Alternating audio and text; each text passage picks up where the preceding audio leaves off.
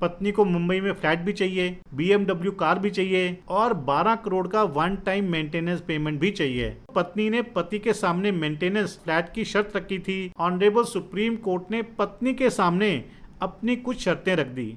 नमस्कार दोस्तों, लीगल गुरुकुल में आप सभी का बहुत बहुत स्वागत है, जहां मिलती है आपको सही लीगल नॉलेज और सही लीगल एडवाइस।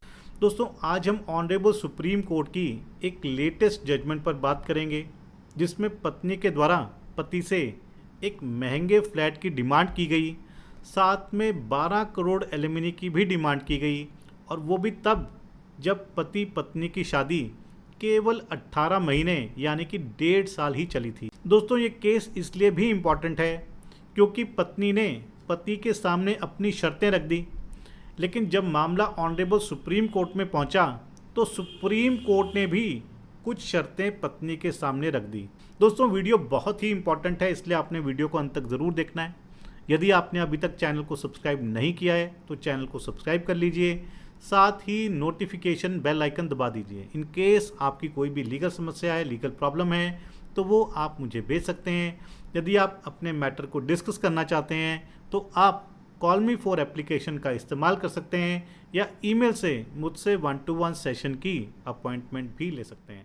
दोस्तों, ये केस है एक ऐसी पत्नी का जो कि हाईली एजुकेटेड है, हाईली क्वालिफाइड है, IT सेक्टर में काम कर चुकी है और पत्नी MBA ग्रेजुएट भी है। दोस्तों, पति पत्नी की शादी होती है और किस्मत से पति भी बहुत ज़्यादा अमीर है, पति का अच्छा खासा पैकेज है। लेकिन दोस्तों, पति पत्नी की ये शादी ज़्यादा लंबी नहीं चलती है। सिर्फ 18 महीने में ही पति पत्नी के रिश्ते में दरार आ जाती है और नौबत सेपरेशन तक पहुंच जाती है। पति कोर्ट में एक डाइवोर्स पिटीशन फाइल करता है कि उसकी शादी को नल एंड वॉइड डिक्लेयर किया जाए।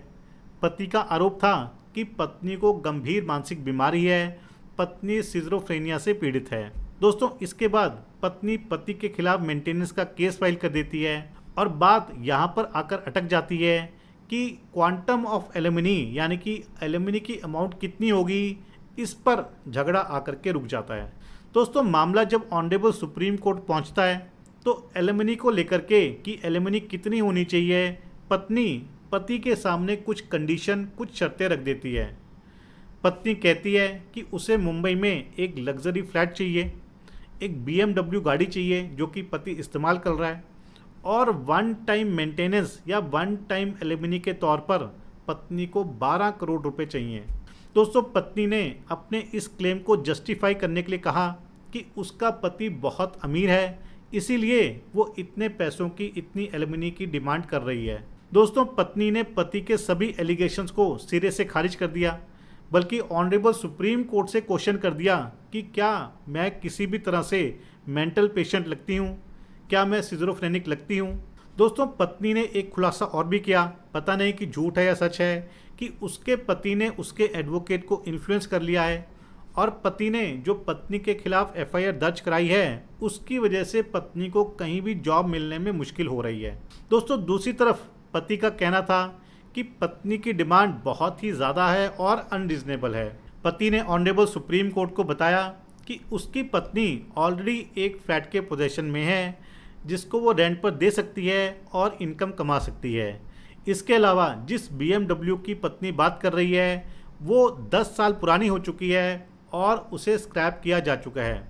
दोस्तों, इस केस में ऑनरेबल सुप्रीम कोर्ट ने पत्नी की एजुकेशनल क्वालिफिकेशन और शादी के केवल 18 महीने तक चलने पर भी फोकस किया। ऑनरेबल सुप्रीम कोर्ट ने ऑब्जर्व किया कि पत्नी किसी भी तरह की एम्प्लॉयमेंट, किसी भी तरह का काम करना नहीं चाहती थी। ऐसे में ऑनरेबल सुप्रीम कोर्ट ने पत्नी को कहा कि आप IT प्रोफेशनल हैं, आपने MBA कर रखी है, हैदराबाद और बेंगलोर में आप जैसों की बहुत ज़्यादा डिमांड है, फिर भी आप काम क्यों नहीं करना चाहती हैं। देखिए, ऐसा जो संवाद था ये डायरेक्टली ऑनरेबल सुप्रीम कोर्ट और पत्नी के बीच में हुआ। ऑनरेबल सुप्रीम कोर्ट इस बात से भी हैरान था कि केवल 18 महीने की शादी में पत्नी इतनी बड़ी फाइनेंशियल डिमांड कैसे रख सकती है। पत्नी को मुंबई में फ्लैट भी चाहिए, BMW कार भी चाहिए और 12 करोड़ का वन टाइम मेंटेनेंस पेमेंट भी चाहिए। जब पत्नी ने बताया कि उसके खिलाफ पति ने FIR दर्ज कराई है, जिस करके उसे जॉब ढूंढने में मुश्किल आ रही है, तो ऐसे में ऑनरेबल सुप्रीम कोर्ट ने डायरेक्टली कहा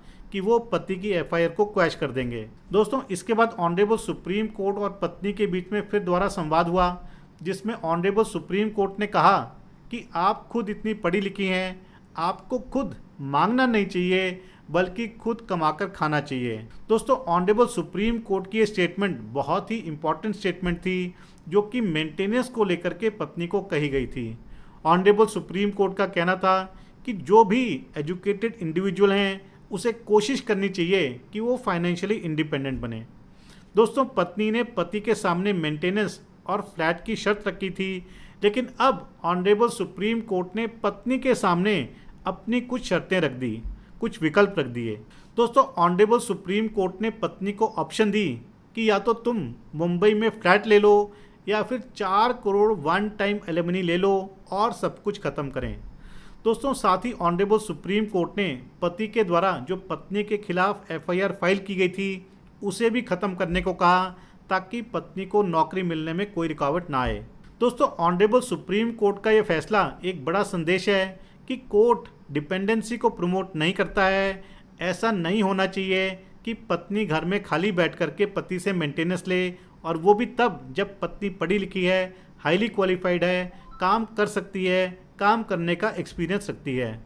दोस्तों हमारा कानून भी यही कहता है कि मेंटेनेंस ज़रूरतमंद पत्नी को मिलना चाहिए, पढ़ी लिखी कामकाजी या काम करने में सक्षम महिला को नहीं मिलना चाहिए।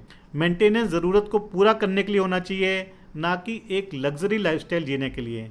अगर पत्नी पढ़ी लिखी है, नौकरी करने में सक्षम है, तो ऐसी पत्नी घर बैठकर अपने पति से मेंटेनेंस नहीं ले सकती है। दोस्तों इस केस जजमेंट पर आपके क्या विचार हैं ज़रूर शेयर कीजिएगा।